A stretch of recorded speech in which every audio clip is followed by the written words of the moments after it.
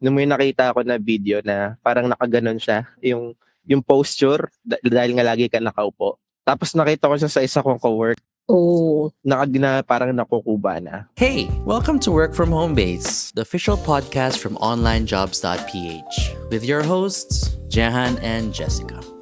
Tara, grab your favorite drink, sit back, and kick your feet up while we talk about remote work, real-life job seeker struggles, employer wins, and everything in between. Straight from the heart of the work from home movement in the Philippines. welcome back to the onlinejobs.ph Job Seeker Podcast, the go-to resource for online Filipino specialists who are building careers that last. Ayan, kumusta, Jess? How are you today? You look so pretty. Naubos na yung kape ko, yung kakatimpla lang, naubos na agad. Hindi ko pa inaubos yung akin, baka uminit ang ulo ko during the podcast. 3 p.m. coffee time. I mean, as of recording time. Yes, as a record, yeah. Nap time ng mga thunders, usually. Nap time ko. Kaya kailangan magkape para hindi antukin. Exactly. Ayan. And I'm excited for our episode today because he's one of my former colleagues sa dati kong work before, directly before OJ. And he's the one who taught me about the freedom of freelancing kasi nakikita ko lagi yung mga post niya, puro siya lakwatch. Puro siya, napaka-active ng lifestyle niya. So, because I invited him to the podcast because many of us get into freelancing for freedom, only to find ourselves sitting at a desk for 10 hours a day, staring at screens, and often burning out. Yeah, it's so sad when you go on vacations tapos you're not actually in vacation. Oo, sumakay ka ng aeroplano. Oo, may beach sa harap mo. Pero wala, you can't enjoy. Tapos kawawa yung kids. They're all just waiting for you and you're so busy. Yeah, and they end up not inviting you to the vacation anymore. Oo, kasi KJ ka lang. Makatuto ka lang sa laptop mo. Yeah. So, but what if your remote career could actually fuel like high energy adventures, especially if you want to be active, look from cycling across Asia to standing above the clouds of Luzon's highest peak? Yes, and that's exactly what our guest did. So let's welcome Jim Ross. He's a content creator. He has a YouTube channel. He's an avid cyclist and mountaineer. And he has already, I think, naakyat niya na Mount Pulag, Mount Pamitinan, and he has gone on cycling trips in Singapore, Japan, and Hong Kong, to name a few. Ayan. Hi, Jim. Tama ba Hi, lahat ng Jim. mga ito? Hello, welcome. Welcome sa akin dito. Ang happy dito ako sa Online Jobs Podcast, no? Grabe naman yung content creator. Ano kayo, personal lang na parang, diary na video? Hindi, maganda yan. Para we get to live through you. Because Yeah. we don't cycle and stuff. Actually, yung purpose ko lang nun, kaya ako nagbibideo, para pagtanda ko, mapapanood ko siya ulit. Mga ganun. Yung mga adventure. Di ba? Yun lang. May nabasa nga akong meme last time na what if nag-travel ka today for the memories, tapos pagtanda mo, nagkaroon ka ng Alzheimer's. Oo nga. Oo. Yes. So naisip ko, oh my God, tama si Jim. Dapat may YouTube channel na rin ako. Ingit ako kasi ako when I go on vacations, napopost yung, alam mo yung phone mo, puno na yung memory. Tapos hindi mo Ay, oo. i-post. 2 years later na parang, oh my God, post ko pa ba to? Ano? Parang panis na, no? Panis. Yes. Yes, okay. So, yun nga, actually, isa sa mga pinakaano ko kay Jim is, with all your active lifestyle and everything, do you still experience ba yung tinatawag natin na desk burnout? Oo, pero meron ako yung dyan, parang remedy ba? Kami, distributed company. So, all of us are working remotely. So, we can work kahit saan. And majority ng oras ko, nasa tapat lang ako ng computer ko. But sometimes, if gusto ko mag-change ng environment, especially pag nababurnout na, mag-iiba ako ng location. Naghanap ako ng co-working space, coffee shop. At yung pinaka-secret ko is yung to form a habit. Like everyday, meron akong at least 30 minutes magkaroon ng walk or run or cycling per day. And consistently, for more than a year na yata already. So, I challenge myself na no zero challenge. So, at least every day may lag ako sa Strava. Ganun. Kaya pag chinek niyo yung Strava ko, 2,000 weeks streak na yata. 200 plus weeks streak and 2,000 days na yung record ko.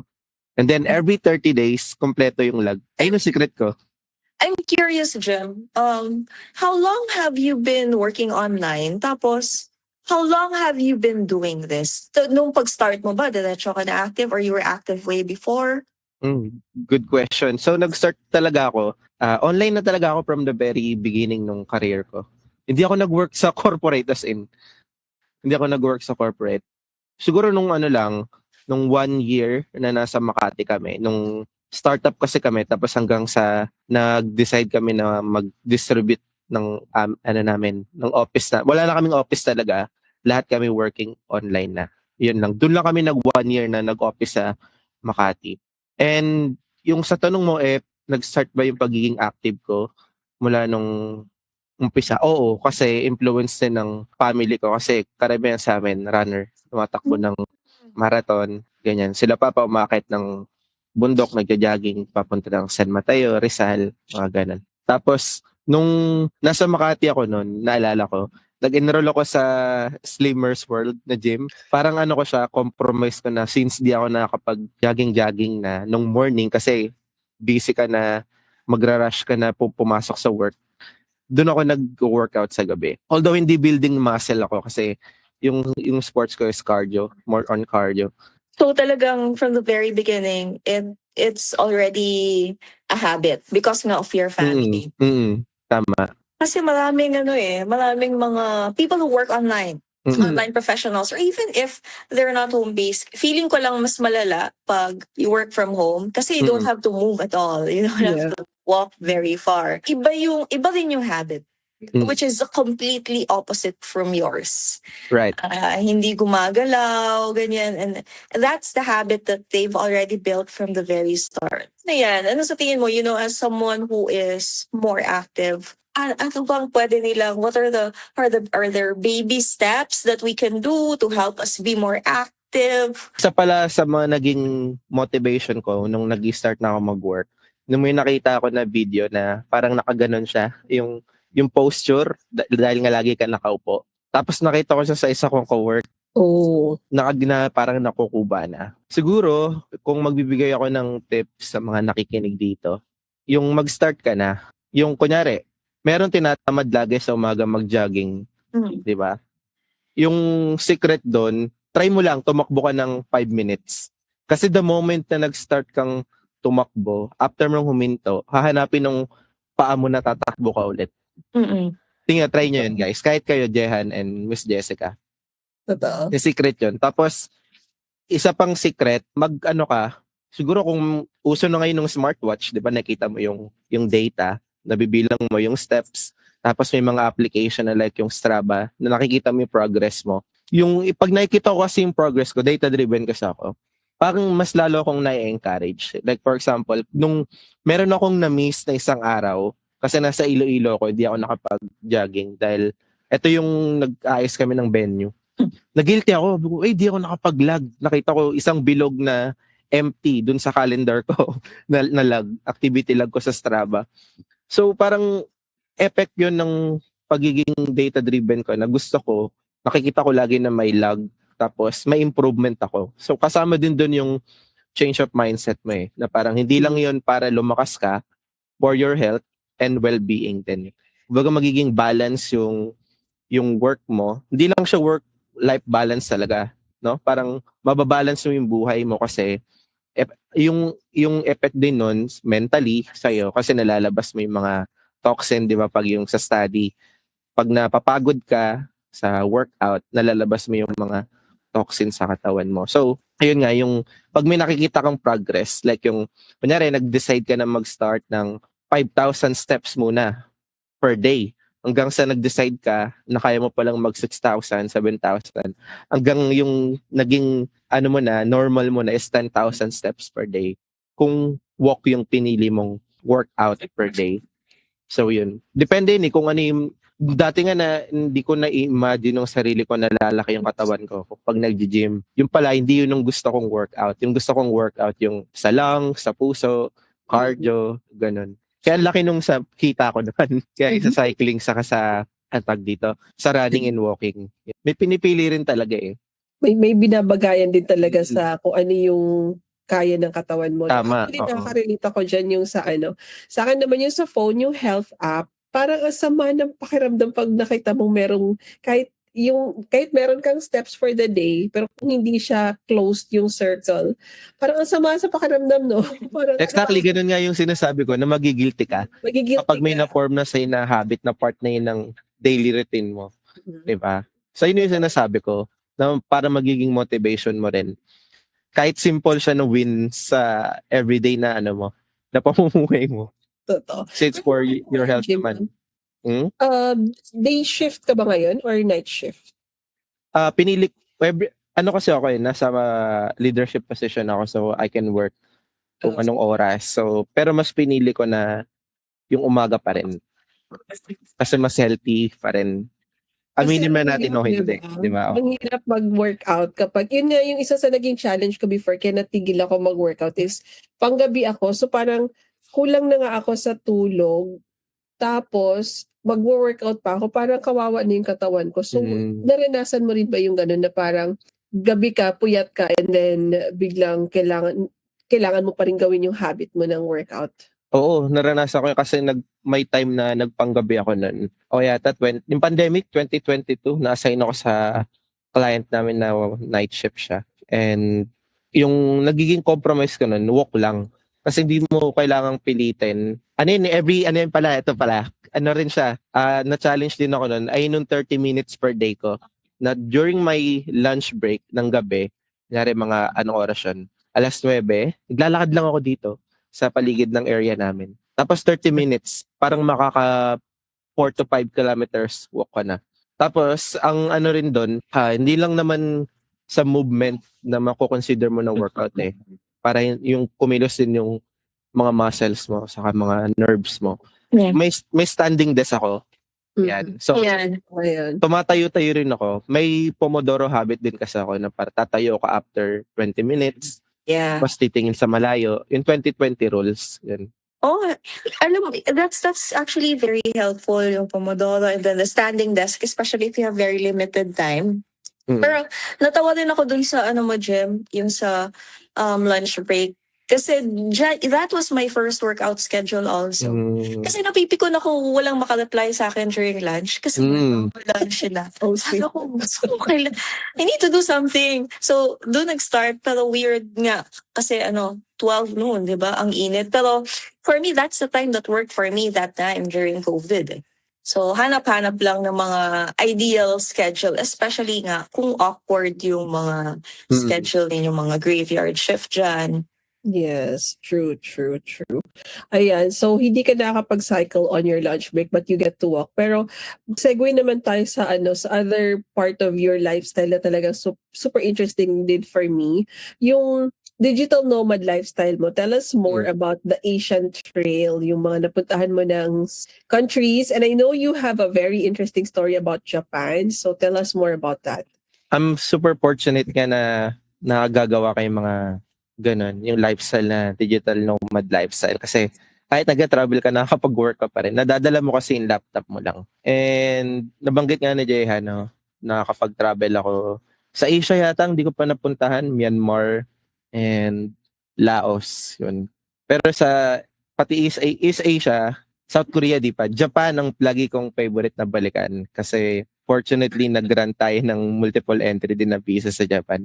Wow. And since nabanggit mo yung Japan, ang kagandahan din kasi sa remote work natin dito, lalo pag nagwo-work ka ng online, is naka-experience mo yung travel while nag-enjoy ka pa rin na nagwo-work ka.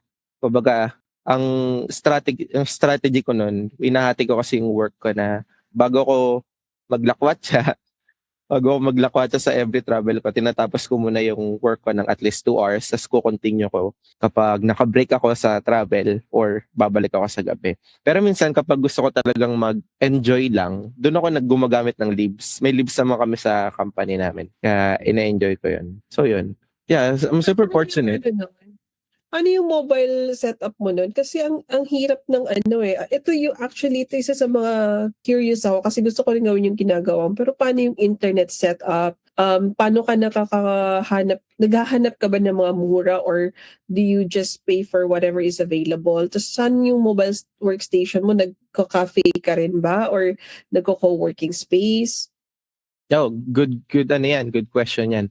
So every time na magta-travel ako sa different country, ang una kong chine-check yung kung may wifi sa hotel na ibubuk ko. Kasi yun yung number one na i-consider mo if mag-work ka online. Di ba? Kasi yun yung base mo, yung home base mo nung sa country na yun.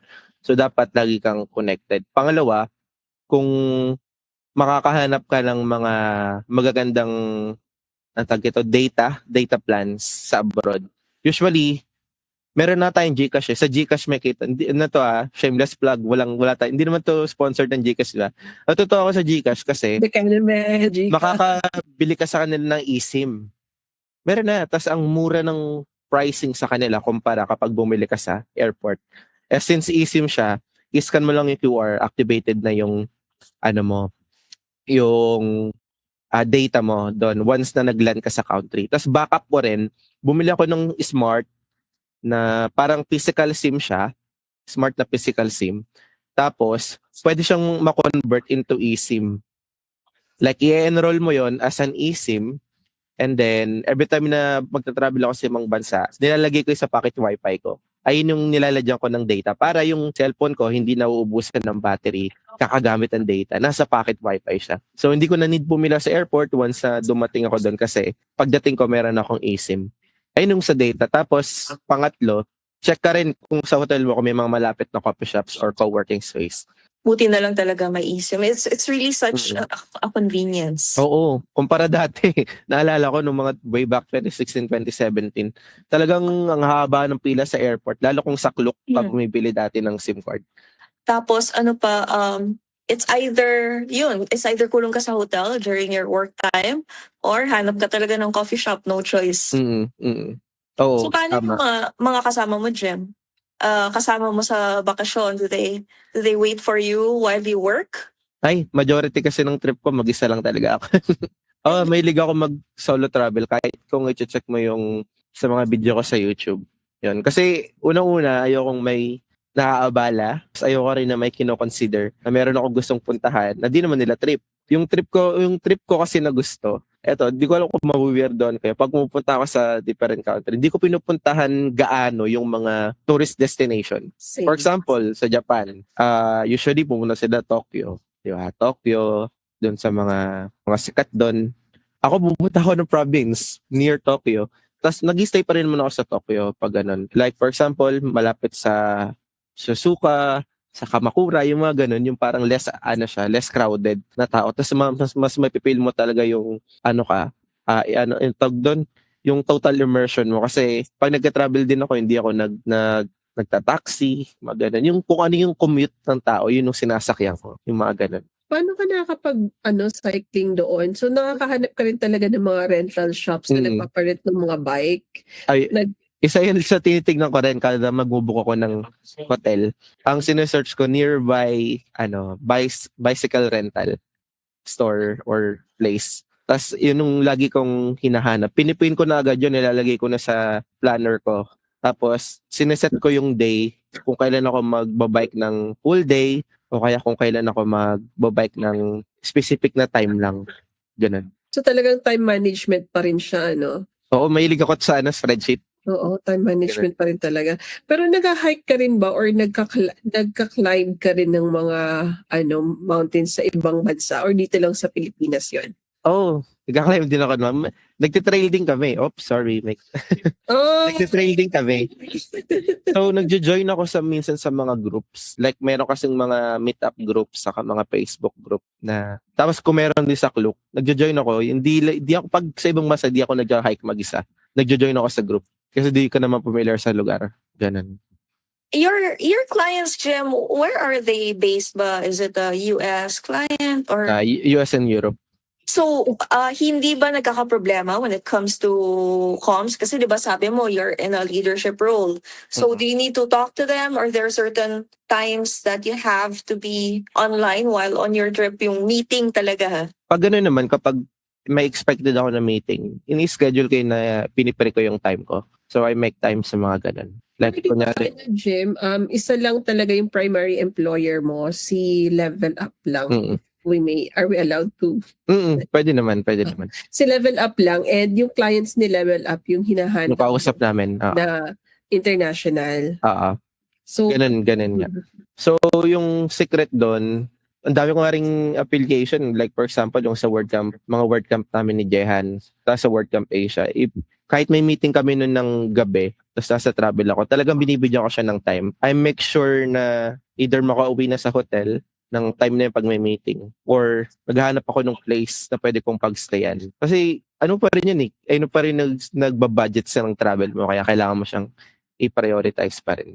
tama. Sila pa rin yung nagbabayad ng Oo. ng lifestyle mo. For example, ito magandang example. Nasa Mount Pulag kami. Walang signal doon. Walang internet. Pero dala ko yung laptop ko. Dahil na-research ko na yung mga taon doon, meron ng Starlink. Merong piso wifi. Tapos Starlink yung gamit. So, yun yung una kong pinuntahan the moment na pumunta ako nung nagpunta kami doon. Kasi nung gabing yun, meron kaming meeting. So, inalam ko na agad, paano po gamitin tong piso wifi? Tapos ganito, pipindot ka, may bibigay sa'yo na code. Ayun ang magiging password mo dun sa sa wifi, sa laptop. So, nung gabi na, may internet ako. Kahit walang internet sa Mount Pulag. Yung sa may camp pa, sa may camp. So, hindi pa rin niya na, hindi siya naging sagabal sa travel ko. Ito, since you already mentioned Mount Pulag, so mga scaling mountains, ako personally, yes, to work out and being active, but I have never really, yan talaga mountain climbing, hindi kasama sa sa lista sa bucket list ko, because it really takes serious endurance. So, siguro ang question ka lang is there a certain mental grit that you achieve when scaling mountains, especially if it takes a long time, that can also fuel you when it comes to dealing with rejections or difficult clients, yung mga mahihirap na projects? Sabi ko kasi ako personally, wala akong endurance for like really long walks. So I feel like people who do that, may exemplary mental grit. So does that also translate to your work? Siguro, oo. Kasi unang-una, aside sa mountain climbing, nagbo-bike din kasi ako, puro climb din yon. So kapag sa bike, ay nung sigurong mas pinakamahirap na sports ko. Kasi pag umaahon ka, sabay-sabay yun eh, yung pagpedal mo, tas sa paghinga mo, hindi mo hayaan na yung heart rate mo sasabog ng 180 pataas. Kailangan mo kontrolin yung paghinga mo. So pati yung mental na parang ang nasa isip ko doon, konti na lang, ilang meters na lang, malapit na dun sa taas. Tapos sa taas, merong masarap na kape na ice coffee na maiinom mo after mong ahunin tong ahon na to sa bike. Ganon din sa mountain climbing. Naalala ko, ang lamig-lamig, pinakamalamig na araw na tapat sa amin nung nag-hike kami sa Mount Pulag. Binalita pa yon na nagpo-frostbite yung mga tanim na repolyo. Ganon. So, ang lamig-lamig.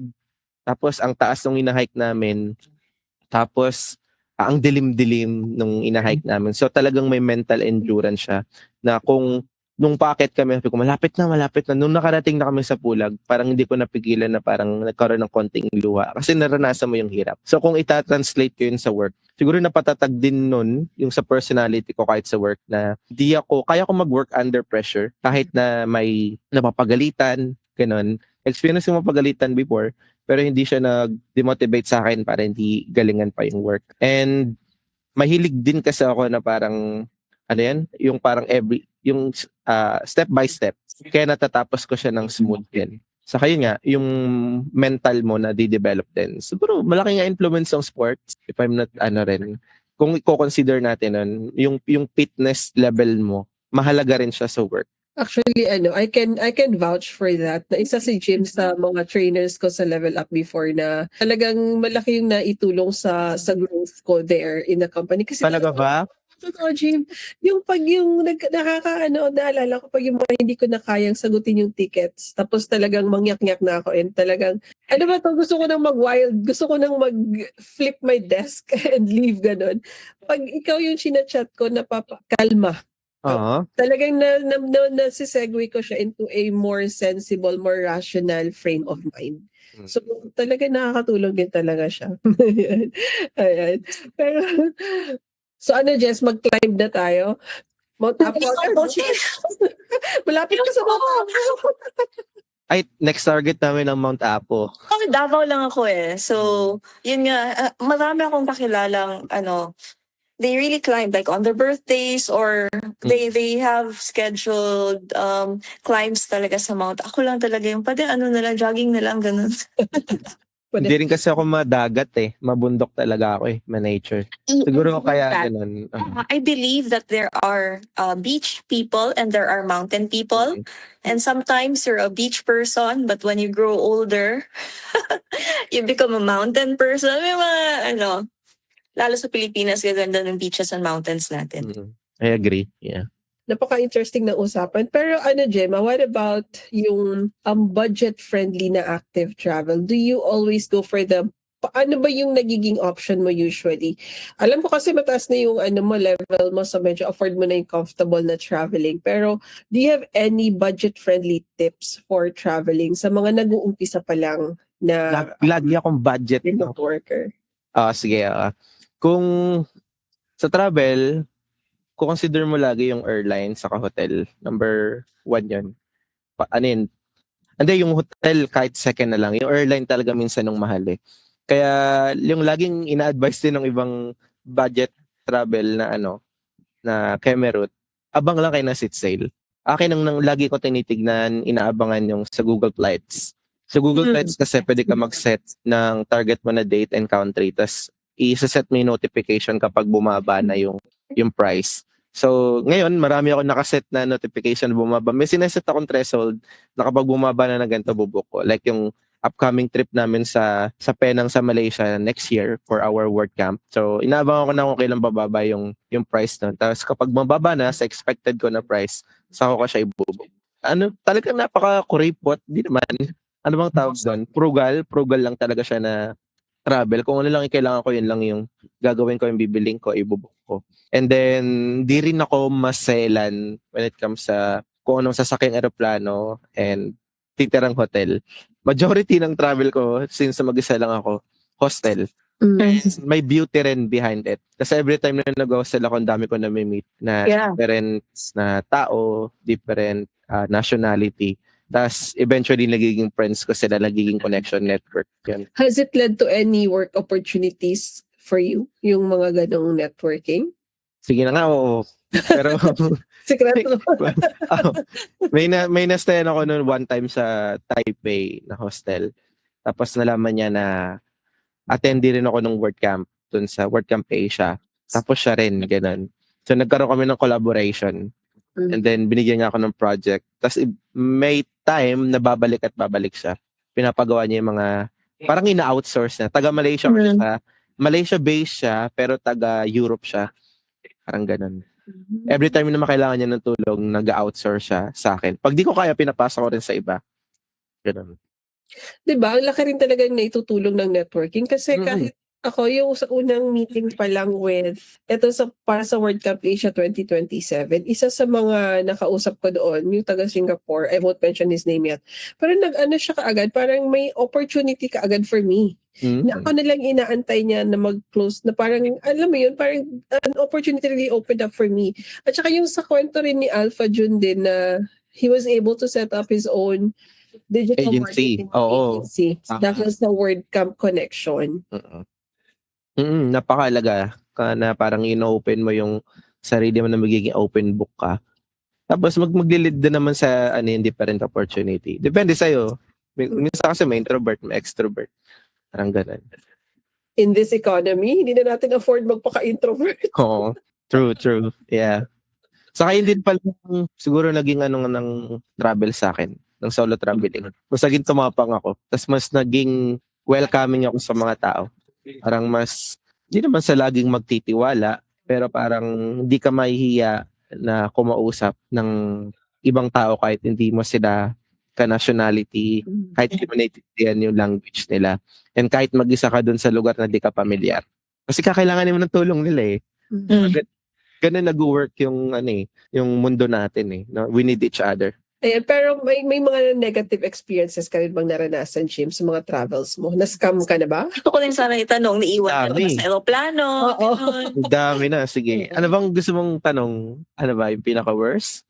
Sige, go. So worst. Siguro yung nakakatakot sa akin, yung una yung muntik na ako maiwan ng eroplano. Nasa ako nun, ano bang lugar yun? Kota Kinabalu sa Malaysia. Tapos, paano na yun eh, nasa gate, tapos sinintay ko na lang yung time ng flight ko, pabalik ng Manila na to.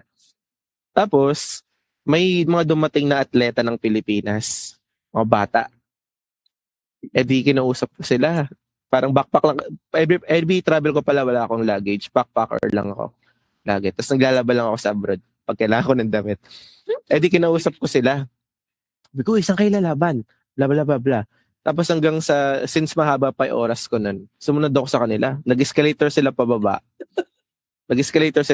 Sumakay din ako kasi kausap ko, ang ganda na kwentuhan namin. Pagtingin ko, pagtalikod ko, wala nang escalator paakyat. Babalik na naman ako ng immigration.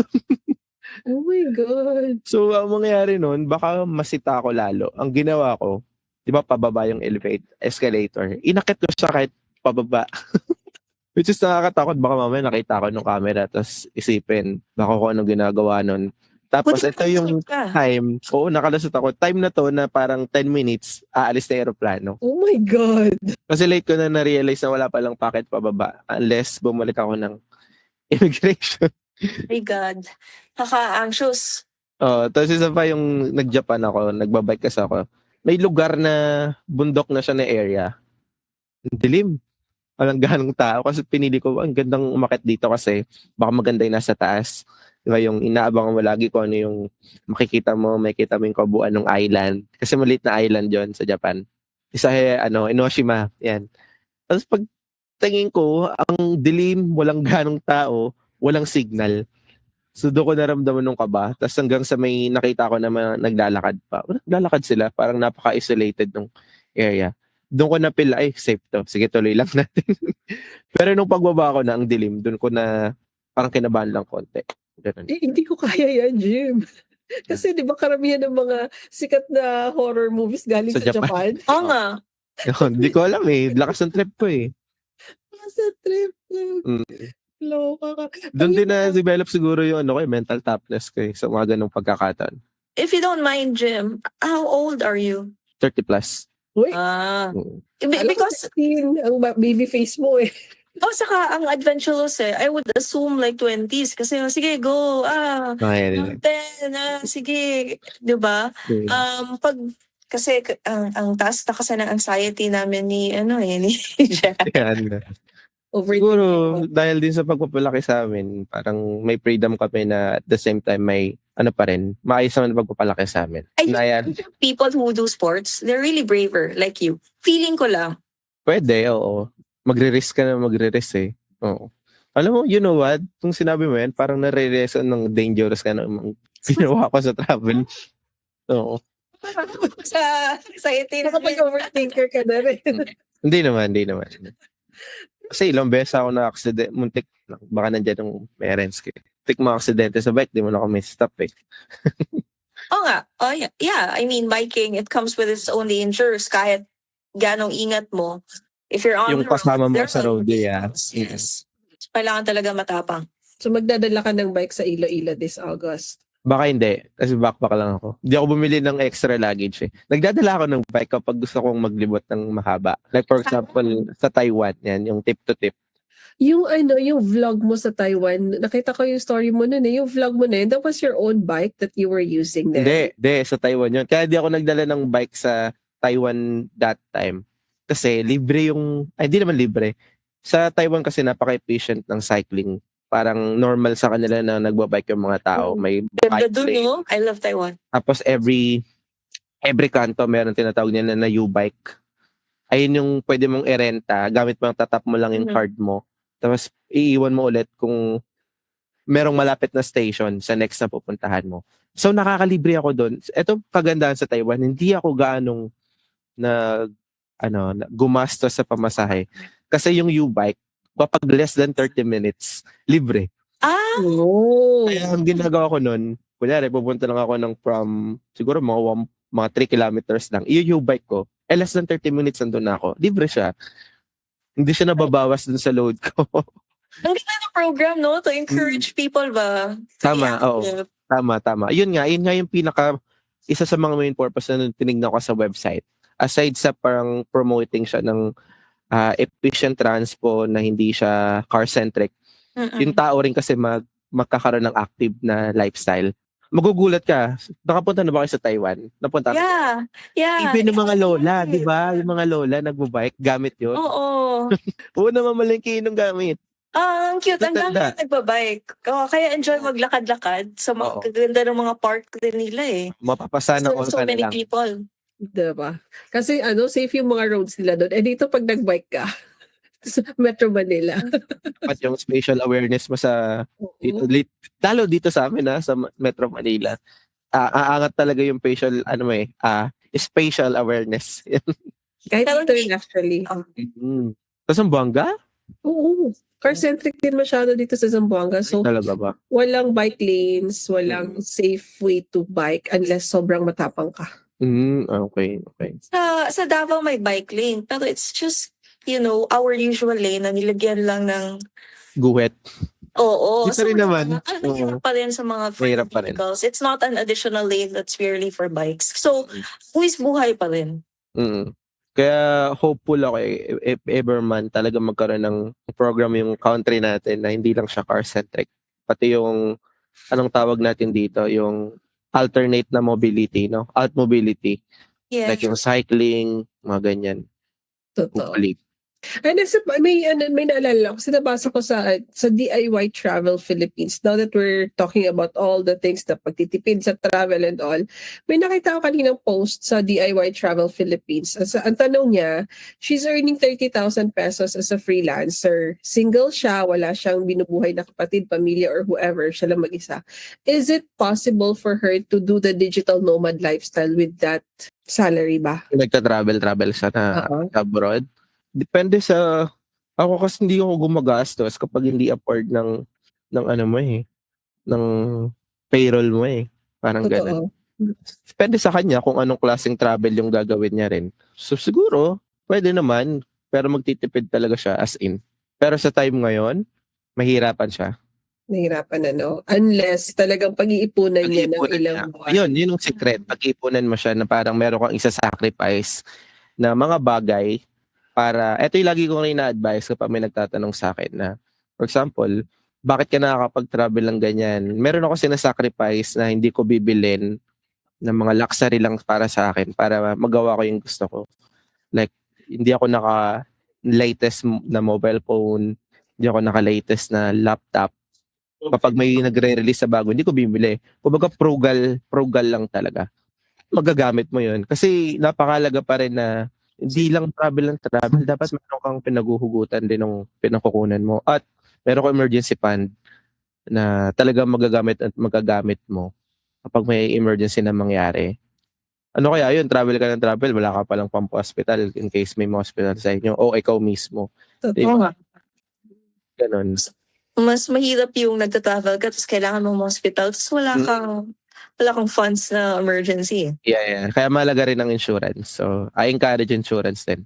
Insurance and travel, every time nag-travel ka, and health insurance dito sa atin.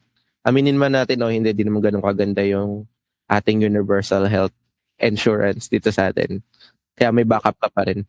Totoo. Sa sa company niyo, may ganun ba kayo, Jim? May mga ganun benefits ba kayo? HMO, yes. The moment na mag-start ka, may HMO ka na. Ang ganda ng episode natin kasi 'di ba dapat travel tips lang. Pero lumalabas din yung mga financial tips from Jim may extra may extra tips na kayo. Oo. I'm saving this para pag nag-Taiwan ako, hahanapin ko si Jerry yan. Daming si doon. Alam ko na kung paano ako makakatipid. Tama lang.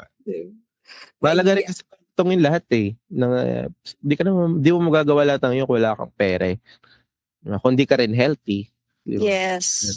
At saka hindi rin siguro sekreto doon yung maghanap ka ng mas maraming clients na Ay, talagang itambak mo yung trabaho sa sarili mo para lang kapag-travel ka. Kasi hindi rin naman healthy sa mind and body mo yon. So talagang balance. Maghanap ka ng, mag-upskill ka, maghanap ka ng high-paying job, or mag-ipon ka para makapag-travel ka.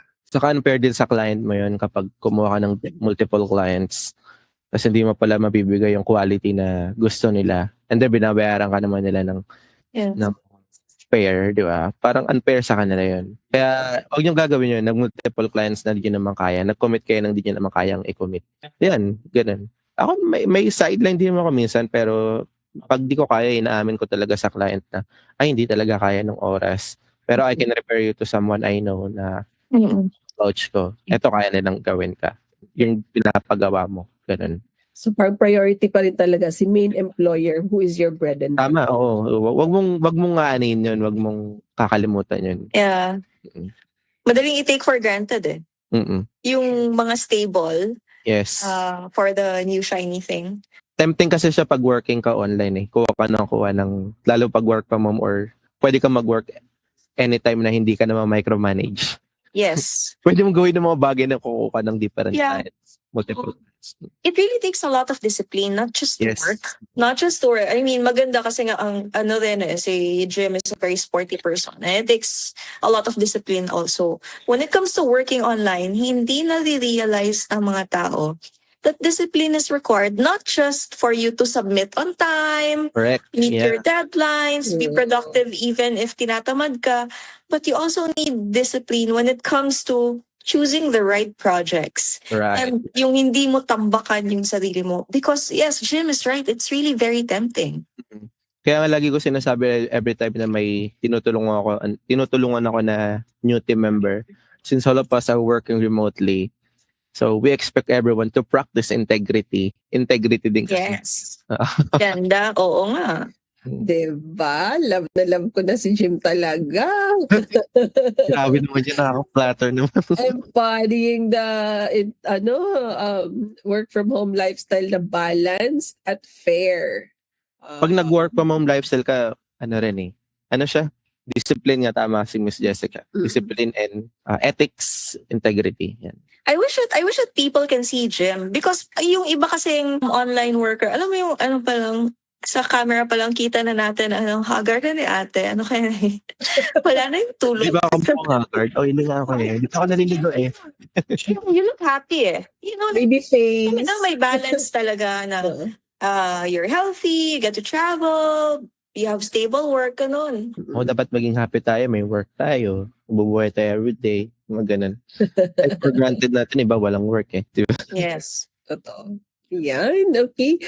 Napaka-interesting na usapan ngayon and we're almost at the end. But just to close it up or wrap up things, Jim, what's your final message to our listeners na gustong mag-digital nomad and active lifestyle and how to do it well, how to do it with integrity? Ano ba yan? Biglaan nung tanong ko, sige, kung bibigyan ko kayo ng tips, kung gusto nyo mag-digital nomad lifestyle, make sure na kaya nyo muna siya. I-test yung sarili nyo, mentally, physically, lalo physically kasi, lalo kung mag-freelance ka kasi talagang bubugbugin ka ng trabaho. And then, kung kaya mo siyang mag-manage, kung kaya mong i-manage yung oras mo, especially dapat hindi mawala yung oras mo sa sarili mo for health and yung sa mental well-being mo. Mahalaga yun kasi kung hindi mo masustain yung good health, yung magandang mental well-being, of course, expect mo na maapektuhan yung work. Hindi ka makakapag-decide ng maganda sa mga bagay-bagay sa work or possibly maapektuhan yung quality ng work mo. Na parang magre-result yun na baka hindi talaga para sa iyo yung working ng digital nomad.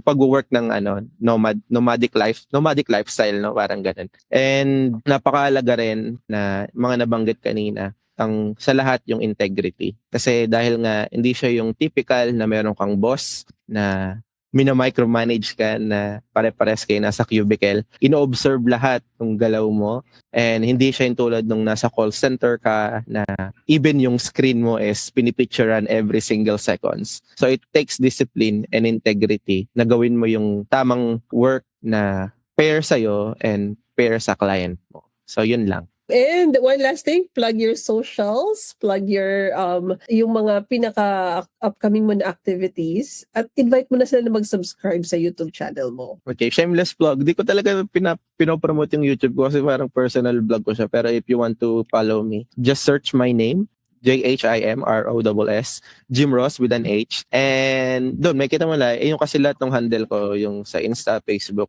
and even my YouTube. Strava, yes, lalo yung Strava ko makita nyo yung physical and parang training journey ko sa aking mga active lifestyle. And also, I would like to invite you guys, yung sa mga freelancer, virtual assistant. Merong WordCamp Asia, tama, 2027 next year sa Penang, and WordCamp Philippines sa Iloilo City. August 28 and 29. Yes. Thank you, Jim. Thank you. Thank you very Consistent yung branding Yes. across all platforms. All right. So if you're ready to find a flexible remote job that lets you design a life around your passions like Jim, head over to onlinejobs.ph and update your profile today. Yeah, thank you so much everyone for tuning in to the onlinejobs.ph Job Seeker podcast. Stay active, stay inspired, and we'll talk to you again in the next episode. If you have comments, file interactions, suggestions, whatever you want to tell us, just leave it in the comment section or subscribe to our Substack, the Work From Home Base, and also nasa YT Music din po kami and Spotify. Ayan. Thank you so much, Jim. Thank you, Balik ka na. Jim. Thank you, guys. Let's go have a run. Bye! Bye. Hey, make sure to join the conversation in the onlinejobs.ph Facebook group and subscribe to the onlinejobs.ph Job Seeker newsletter. We're dropping even more tips and straight to your inbox so you don't have to navigate the remote world alone.